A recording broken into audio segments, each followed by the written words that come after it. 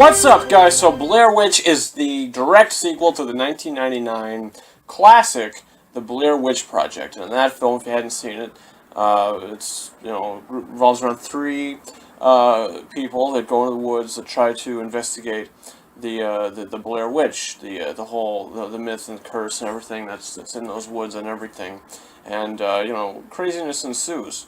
And in that film, personally, I think I'm one of the few people that doesn't like the film. I just watched the Blair Witch Project for the first time this past Monday or Sunday or something like that, and I found myself very bored, very unentertained by the film, and just wondering when something is going to happen finally. And sure, that movie had fine acting, and somewhat scenes where tension is building, sure, but it never really paid off in any way. And in this film, I feel like it suffers from the same thing. I mean, sure, in this movie you have the main story of the film is the brother of the girl from the Blair Witch Project. Her brother is now, wanting to find out if, his sister's really dead, and he takes a group of people into the forest, and they really, the one girl's doing a project. She's doing a documentary or something, and he just wants to find his sister, so they kind of come together and they do, another sort of Blair Witch Project, pretty much. You know what I mean? It is pretty much the same exact thing. It follows the same beats as the first one, and this one of the things that I just liked about the film is I feel as though the main character, particularly the boy that his sister was, the one in the first one, I find his character to be extremely dumb and stupid. I mean, just some of the decisions that he makes in the film, they're very idiotic, and I think this is in the trailers and everything, so I'm just going to say, when he's saying, I have to go see if my sister's still alive, she's still out there, I'm thinking to myself, if this girl is lost in the forest for 15 years, the film takes 15 years after the first one, and, if she's still in the forest, she's dead, you know what I mean? Like, it's not like these witches are going off every day to get her some McDonald's or some Wendy's or something, you know what I mean? It's like, you don't eat, you don't drink, you die. Like, that's an issue that they were suffering in the original film. They ran out of food, they were hungry, they wanted to go home, they were going to die of starvation eventually. In 15 years, you're dead. I don't care the circumstance, she's dead. And this character, he was very stupid, and there was just decisions he made throughout which really made me go, this is ridiculous, this is just, he's doing this just so we could get to this, which is really kind of silly in its own right. And I just felt like the way that they set up the whole kind of lore and the witch itself is when they're in the forest. The first one, they had moments of tension, but really nothing happened at all. You had no sound effects. You just had some. Well, there was sound effects, but there wasn't like ambience, like you know what I mean, like the paranormal kind of sound effect. In the first one, you just had some, rustling in the trees outside, or maybe twigs. The tent is moving or whatever. And sure, but in this one, they really rely heavily on special effects that don't really make any sense.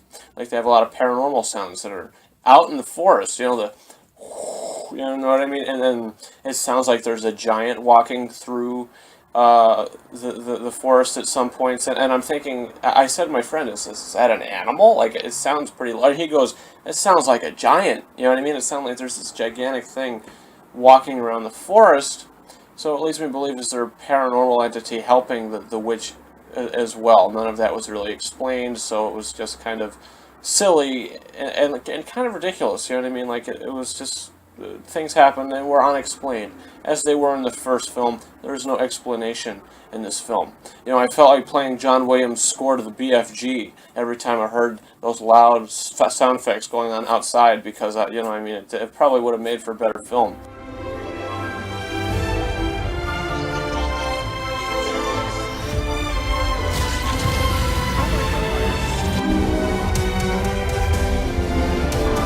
Did not find myself getting scared or anything like that. I was actually laughing quite a bit towards the whole film, actually. I found it, this is the best comedy of the year. And that's crazy. There's so many jump scares in this film. It's like when there is a bit of tension happening, it's destroyed by jump scares, which happen too many times in this film, and it is ridiculous. There's an overabundance of jump scares. Some of the acting is over the top. There's a character in this film where she's walking and something happens to her foot. Without any spoilers, something happens to her foot, and we have to believe that, you know, she is now in pain because of this. And this happens throughout the film. Oh, my foot, my foot, my foot. But the strange and almost horrible thing is what they decided to do, these sound effects people, what they decided to do is every time we were to know that this girl's foot is hurting again, it almost seemed like they used the sound effects of cracking bones, like breaking bones. Every single time it's the same effect. When you hear the breaking bones, that is the cue that her foot is in pain.